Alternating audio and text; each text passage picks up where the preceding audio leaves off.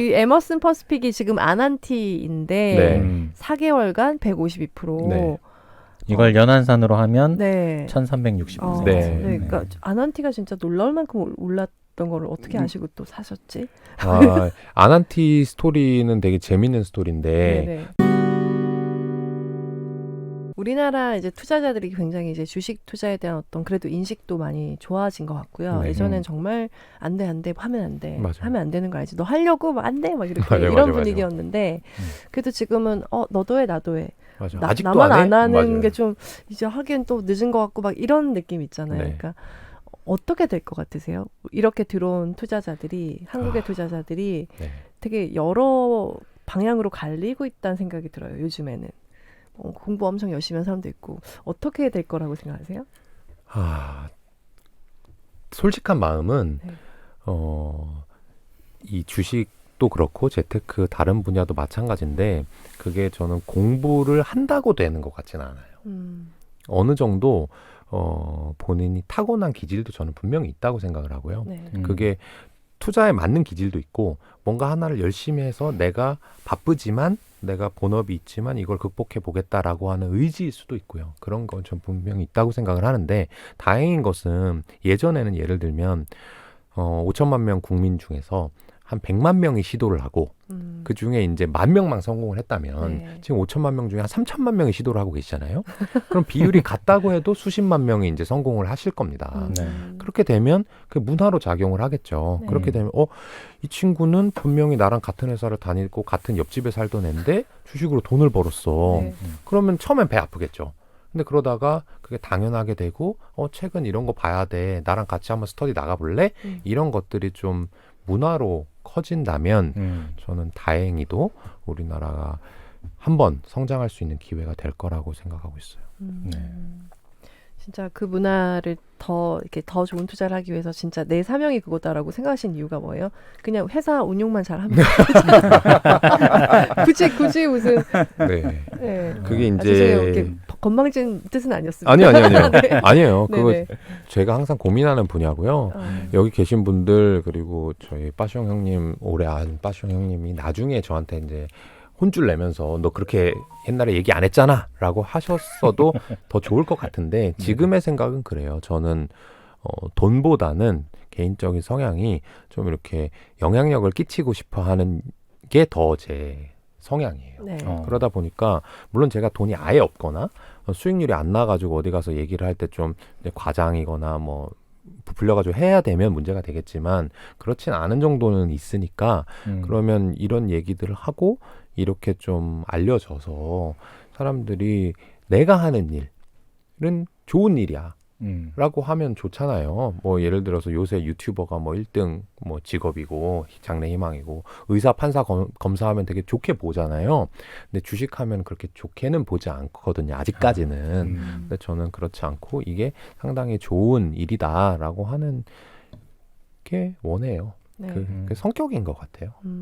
딱 10개의 종목만 결정하는 게 되게 쉽지 않지 않나요? 그걸 어떻게 왜냐하면 공부 분야나 이런 것도 이제 굉장히 다른 종목군을 선택하신다면서요. 10개. 그러면은 굉장히 다양한 트렌드도 봐야 되고 흐름도 봐야 되고 그 안에서 정말 최고의 종목들을 거르는 과정이 진짜 쉽지 않을 것 같거든요. 네. 내 생각 세계 최고 10위인 거잖아요. 근데 그렇다고 해서 네.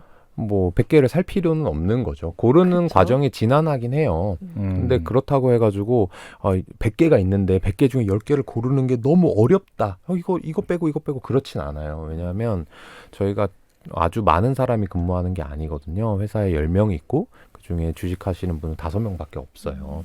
그 5명이 내가 이 세상에 관심을 가지고 호기심을 가지고 보는 트렌드는 뭐 하루에 한두 개 정도 나오는 것 같아요. 근데 그 중에서 그게 실제로 상장 기업이고 그 상장 기업 중에서 그 아이템이 차지하는 비율이 어느 정도 의미 있게 되고 그러면서도 그 산업에서 잘할 것 같으면서 그게 적당한 가치에 좀 낮은 가격에 평가받고 있어야지만이 되는 거거든요.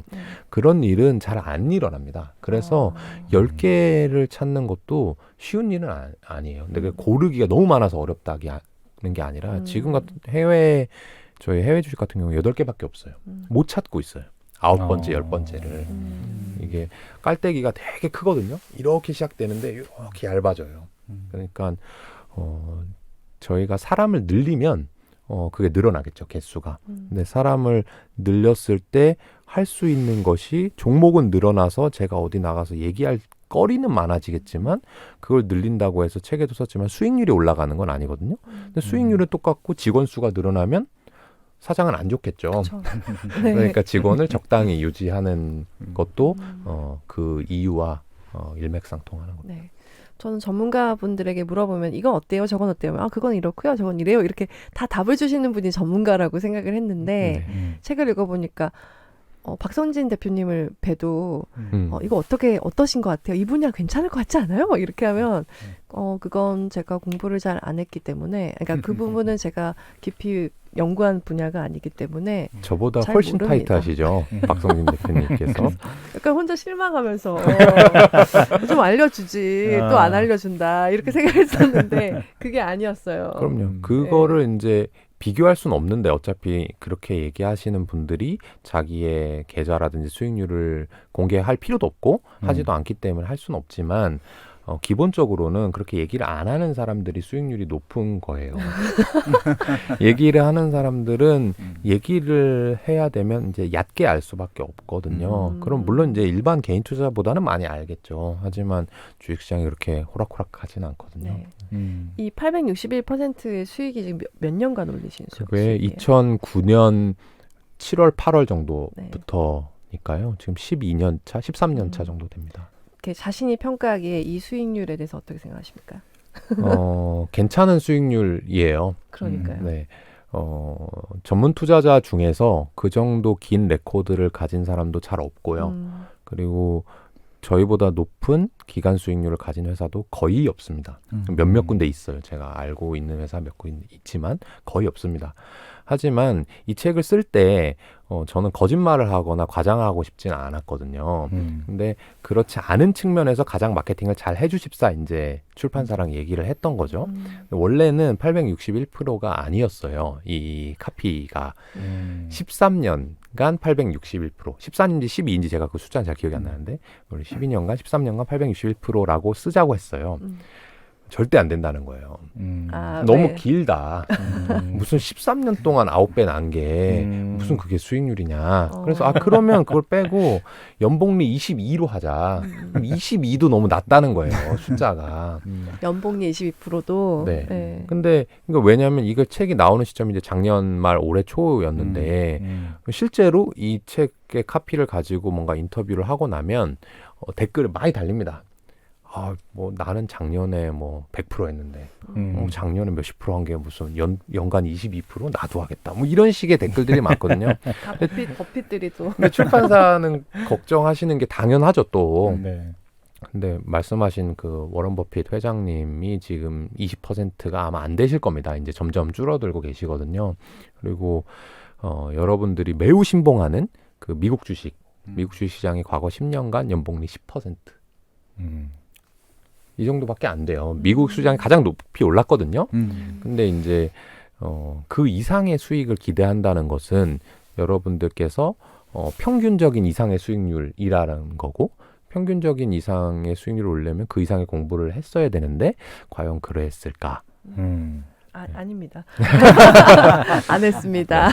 그렇게 보면 저는 매우 자랑스러운 수익률이라고 생각해요. 네. 진짜 그러네요.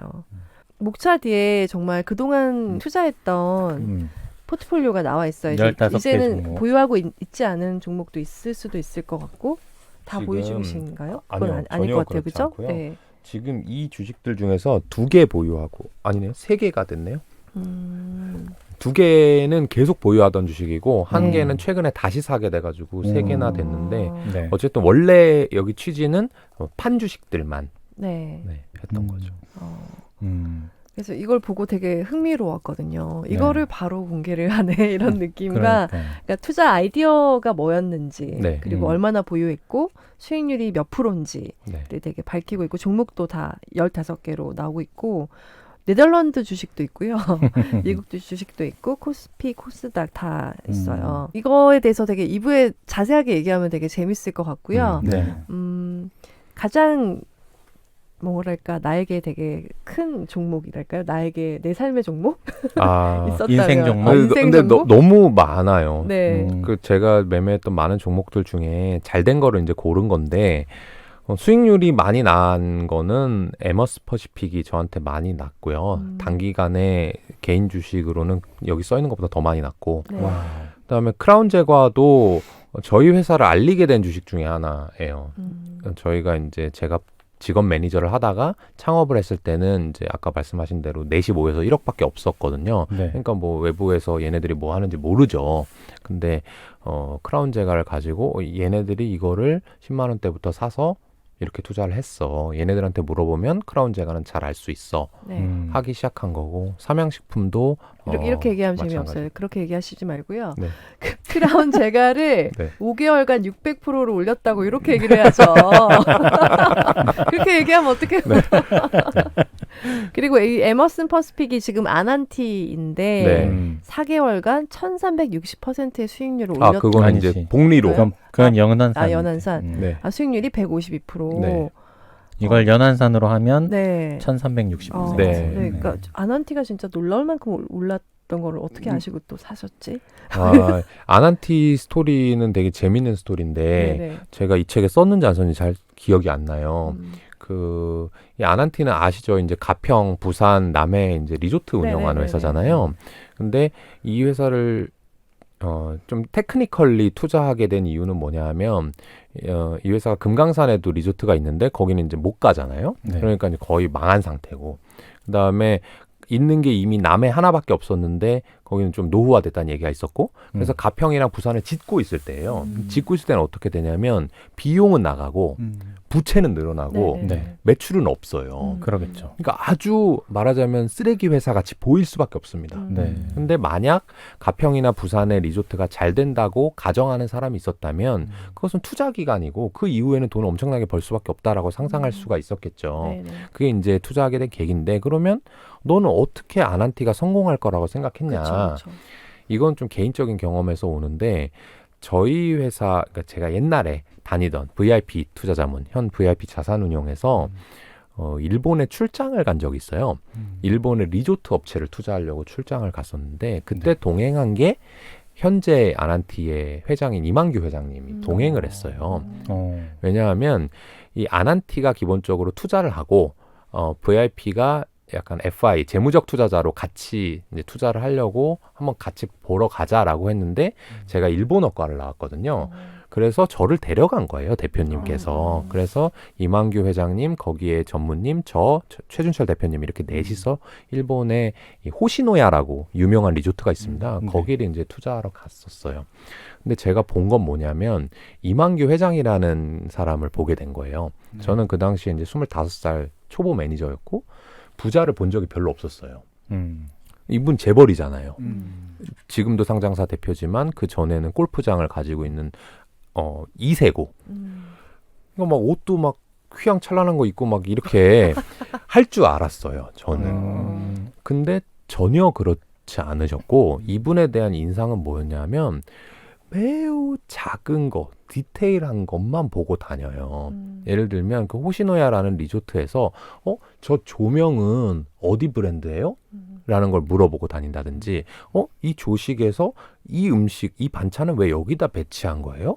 라든지 아니면 이 지금 온천의 온도는 몇 도로 해놓은 거예요? 이런 거를 물어보고 다니면서 나의 리조트는 이렇게 만들 거야 라는 걸 뿜뿜 보여주는 거예요.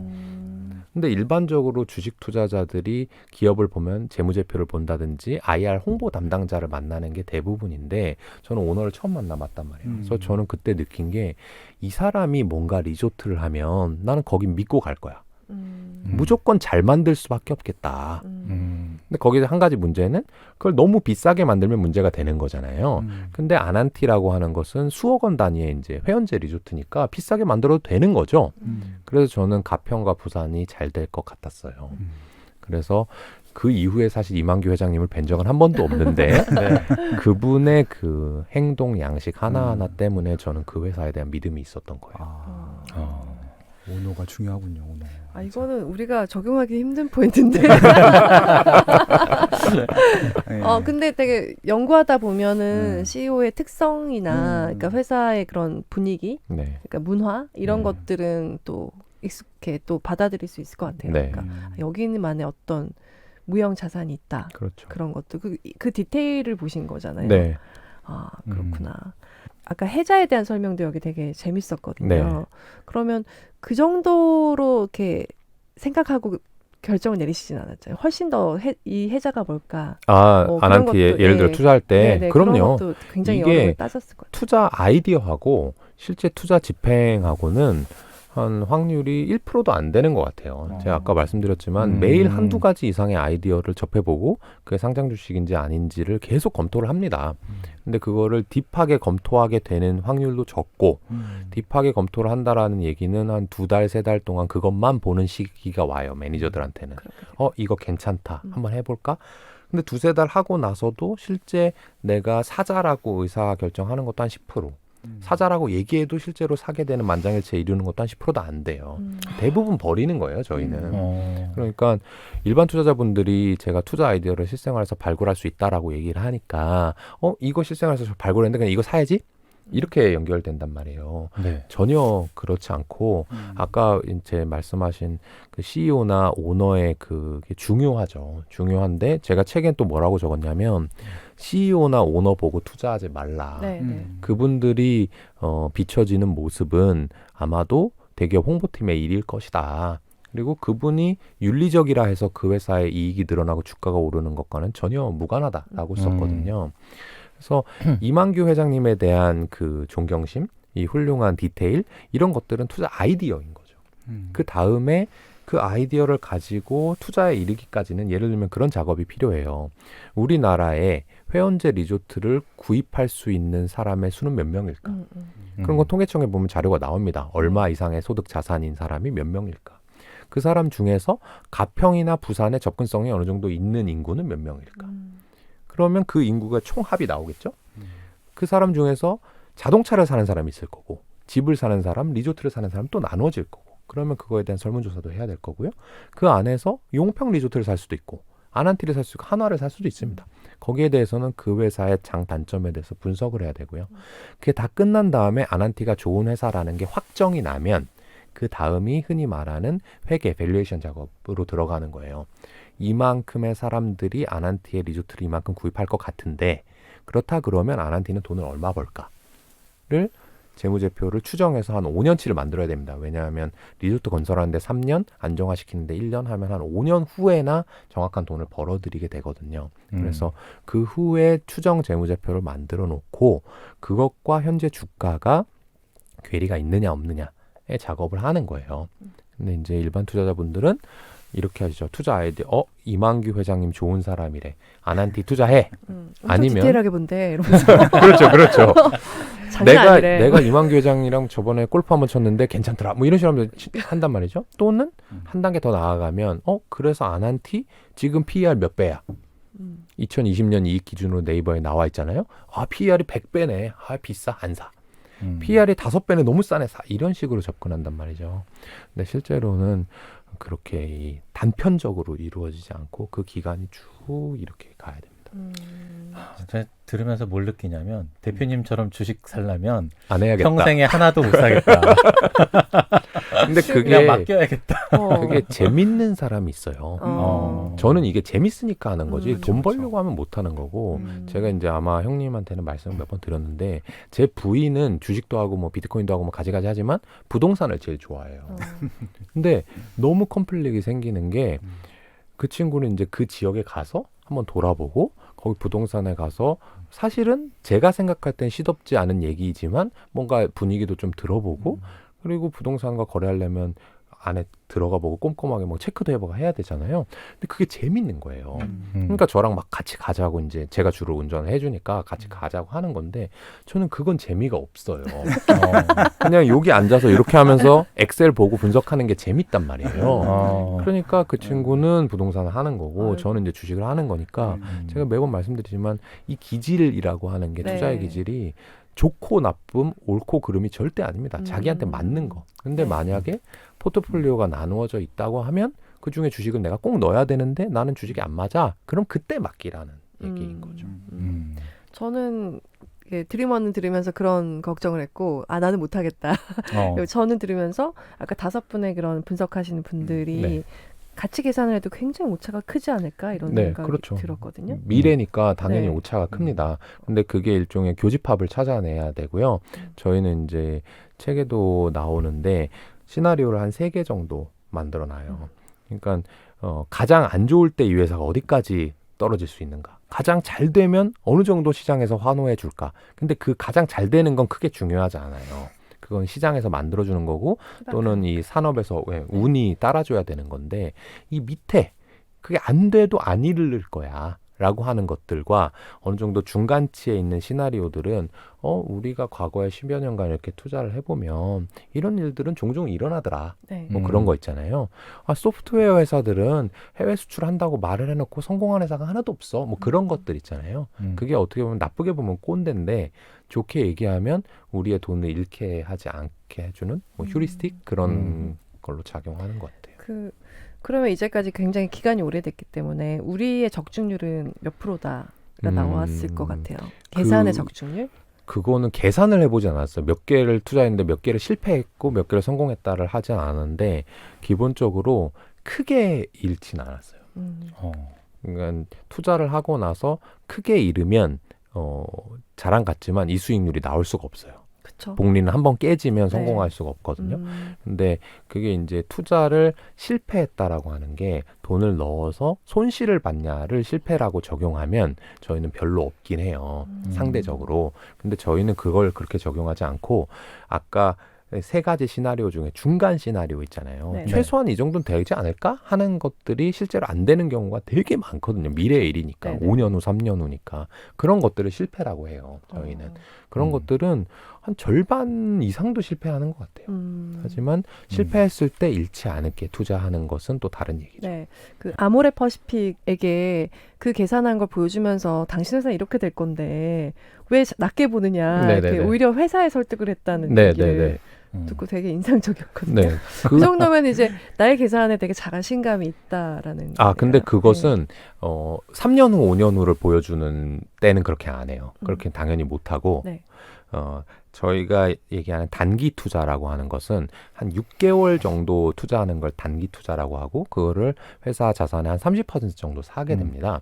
근데 그런 것들은 어떤 거냐면 이미 어떤 일이 일어나고 있어요. 근데 재무제표라고 하는 거는 45일에서 90일 이후에 나오게 되거든요. 그렇죠. 그러면 지금 오늘 4월이잖아요. 그럼 실제로 3월 31일까지 뭔가 물건을 팔았던 행위는 다 기록이 되어 있죠. 아직 재무제표로 안 나왔을 뿐이죠. 그런 거에 대해서는 저희가 얘기한다라는 거예요. 그래서 우리가 봤는데 니네가 허니버터칩을 몇백만 봉 팔았다고 지금 기사에 나왔는데 맞아? 맞대요. 그러면 이거 단가 요만큼 500원이야? 맞아? 맞아. 그럼 그 500원이면 매출액이 이만큼이고 이익이 이만큼인데 맞아? 아닌데? 이렇게 나오는 거죠. 마지막에 아닌데라고 해요. 근데 그런 것들은 제 생각에는 그분들이 회계를 잘 몰라서 그런 게 절대 아니고 그런 경험을 해본 적이 없기 때문이에요. 갑작스럽게 뭔가 과자를 만들었는데 만들자마자 모든 사람이 그거를 인스타에 인증하는 일이 없기 때문에 우리는 영업이익률이 원래 한 5에서 10%밖에 안 났어 라고 이제 생각하다가 실제로 회계사분들 해가지고 까보니까 영업이익률이 20%가 나오는 그런 일들이니까 아니야 얘기를 하시는 거죠. 네. 담당자 스스로도 본인을 못 믿는 거. 네. 우리 회사가 그럴 리가 없어. 막 이런. 맞아요. 그런 이슈는 진짜 예측할 수 없었던 또 일이니까. 그렇죠. 네. 종목별로 얘기하니까 또 굉장히 재밌고요. 쏙쏙 들어오네요. 그래서 더 여쭤봐도 좋을 것 같고 그리고 맞아요. 네. 요즘 투자 아이디어는 좀 어떤 생각들이 많이 지나가는지 그러면은 약간 힌트라도 주시면 저희도 좀 생각 좀 해보게. 책에 보면 네. 그게 정말 그래? 말이 안 되는데 이런 얘기 3번 하면 이거는 괜찮다. 맞아요. 그런 얘기 한 2번까지 한 것만. 네. 3번 다 한 것까지는 좀 그렇고 한 2번 정도 했다. 왜 그걸 알려달라고 해? 왜 말을 못해? 그럼 그거는 회사의 내부 자료인데. 아니, 그 중에 이렇게 좁아주시니까 괜찮아. 한 2번 정도까지 한 것만 네네. 좀 어떻게 좀. 네. 저희가 종목 찍어달라고는 안 할게요. 그거에 대해서도 제가 조금 있다가 네. 이 책으로 힌트를 받을 수 있는 방법을 너무 재밌다. 알려드리겠습니다. 네, 그럼 부자들은 이런 주식을 삽니다. 1부는 여기까지 하도록 하겠습니다. 네. 2부에서 뵙겠습니다. 감사합니다. 감사합니다. 고맙습니다.